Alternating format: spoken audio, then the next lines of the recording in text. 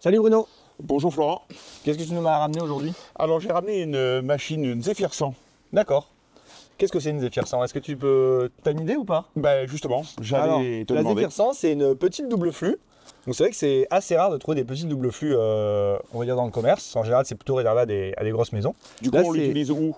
Là, c'est vraiment réservé donc au studio et au T2. Donc c'est une pose qui va se faire en faux plafond, donc dans l'autre sens, hein, donc cette face vers le bas. Voilà, c'est une machine qui est vraiment réservée aux petits logements. Qu'est-ce que tu peux me dire au niveau des caractéristiques techniques, débit, etc. sur cette Alors, machine? C'est une petite machine comme on l'a dit, donc elle est construite en PEHD expansé, donc c'est une matière isolante et résistante et qui permet une bonne étanchéité du caisson. Donc on va être dans des débits de 40 à 80 m3 environ.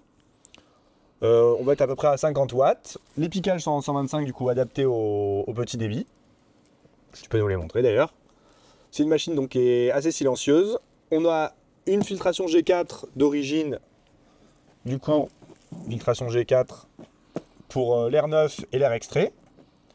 En option, on peut passer avec du F7. On peut aussi mettre une sonde hygro pour avoir un boost basé sur l'hygrométrie. Ça peut être intéressant. C'est une machine donc, qui est assez compacte, elle fait que 247 de haut, à 250 on va dire. Ce qui permet de l'installer facilement au faux plafond, par exemple au-dessus d'un WC d'une salle de bain. D'accord. Pour un petit studio, ça peut être pratique. Elle est livrée donc en version gauche, ça vous regarderez dans la notice, hein, c'est détaillé en détail. Et on peut, avec une manipulation interne qui va être détaillée dans une prochaine vidéo, vous montrer comment on la réverse en version droite, ce qui permet d'inverser les piquages et dans certains cas, ce qui peut être très pratique. Ok. Ouais. Bon, maintenant qu'on a vu les caractéristiques techniques, tu peux nous présenter la machine?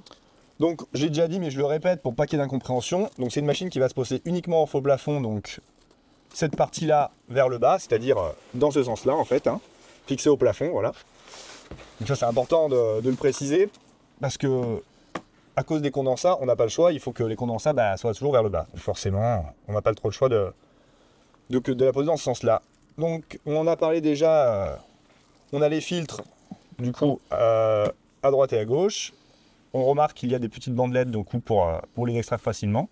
Donc bien respecter les flèches, hein, le sens de l'air, donc toujours du piquage vers l'intérieur de la machine, que ça soit à un côté ou l'autre. Hein. Bon, il s'est répété aussi sur les bouchons, que ce soit d'un côté ou de l'autre. On en a parlé tout à l'heure, les condensats. Donc vous avez ici le bouchon à retirer, donc à droite ou à gauche selon le sens de pose. Attention, en présence de climatisation, il faut mettre une évacuation des deux côtés. Que vous allez avoir des condensats en hiver sur l'air extrait et en été sur l'air neuf, par exemple, si vous habitez à proximité de la mer. Donc bien penser à raccorder les deux condensats. Donc il suffit de retirer le bouchon. Vous avez un petit joint à récupérer aussi dessus. Et ensuite le remettre sur le nouveau... Qui lui n'est pas sur équipé du l'évacuation, joint. qui n'est pas équipé du joint, exactement. Et de le revisser. Voilà. C'est un détail. Ensuite, les piquages, on en a déjà parlé. Du coup, c'est des piquages... de diamètre 125 en polypropylène, hein, donc rien de très spécial. On peut parler de la télécommande ensuite un petit peu, Bruno, je pense. Oui, c'est une bonne idée. Donc une télécommande filaire, hein, par contre. Télécommande filaire uniquement filaire sur cette machine. On n'a pas la version Wi-Fi sur cette petite machine. Vous avez les 3 vitesses ici. Vous allez retrouver le témoin d'encrassement du filtre. Un mode ici un peu spécial, c'est que de l'extraction, mais ça peut être utilisé dans certains cas, mais pas forcément... pour tout le monde, et ensuite un témoin défaut si vous avez un problème sur un moteur, etc. Ensuite, 2 boîtiers de pose, donc un en saillie, voilà, et un pour une pose encastrée, je pense qui est le plus courant, même en rénovation, ça fait toujours plus joli. Voilà. Est-ce que tu veux qu'on l'ouvre? Ah ben ce serait une bonne idée. Allez, on va l'ouvrir, comme ça on vous la présentera rapidement les parties internes. Hop, donc vous avez 4 vis, 6 pans aux 4 coins, tout simplement. Bon, moi je conseille toujours d'enlever les filtres avant d'enlever le panneau, ça évite de les endommager et ça évite aussi de pincer les petites languettes pour leur retrait quand vous remettrez le panneau. Donc le panneau se retire facilement. On remarque qu'ici il a été renforcé avec des parties métalliques pour ne pas se cintrer avec le temps et avoir toujours une bonne étanchéité, ce qui est important. Oui. Qu'est-ce qu'on peut dire de plus? Là on retrouve ce qu'on retrouve classiquement, hein, c'est un échangeur haute efficacité. Alors là vous allez avoir le détail de l'emplacement du coup pour la sonde hygro optionnelle. qui vient se brancher ici. Il y a une vis de fixation là aussi, je sais pas si on la voit. Et ensuite des moteurs, tout ce qu'il y a de plus classique. Voilà. Le tableau électrique, ça je vais l'ouvrir dans une prochaine vidéo pour vous expliquer comment on inverse le sens. On inverse le sens, ouais.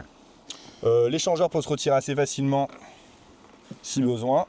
Donc il suffit de l'attraper par la sangle, bien tiré vers le haut. Voilà. Quand vous le remettrez, faites attention ici, il y a des petites brosses à bien les positionner pour garder une bonne étanchéité. Voilà. Justement, tu nous parlais de renfort, mais au niveau de la fixation, on perce à travers le... Alors, au niveau de la fixation, il est prévu ici des inserts plastiques. Donc vous avez juste à glisser une vis à l'intérieur pour venir vous fixer dans le support, mais vous ne risquez pas d'écraser du coup le polypropylène.